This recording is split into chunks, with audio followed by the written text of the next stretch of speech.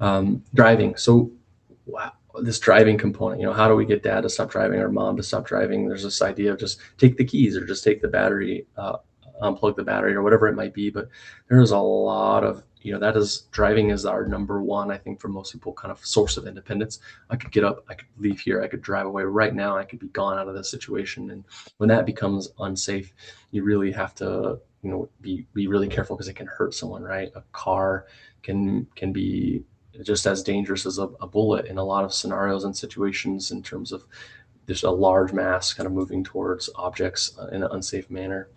Um, so when the visual components, the functional status, the physical cognitive impairments, I think the number one thing I always tell people is, would you, this kind of litmus test is, would you be willing to ride in the back of the car with your loved one?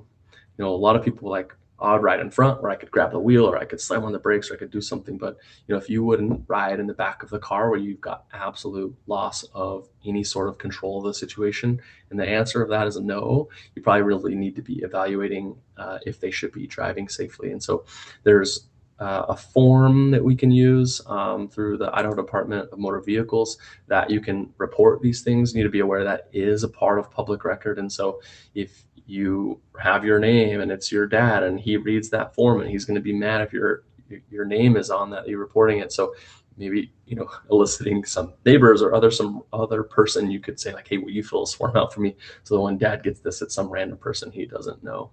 There are different resources in the community through neuropsych testing that they can kind of do simulated driving and sit through a battery of tests, kind of cognitive impairment, to kind of really assess their safety, both in kind of the classroom type of scenario situation and also kind of real driving situations. And ultimately, I'd point people who are just really stuck and not knowing where to start is this Negotiate. This is a kind of a website, I believe it's through Northwestern, but ultimately going through conflict resolution and helping people as we age negotiate. So if independence and going where you want when you want is the priority, then I'll take you, dad, or I'll do it. And so you kind of take away that one driving force of like why they're making the decision. And you can slowly peel back to get to the place of like providing them with answers and resources so that they are not needing and feeling like they have to drive.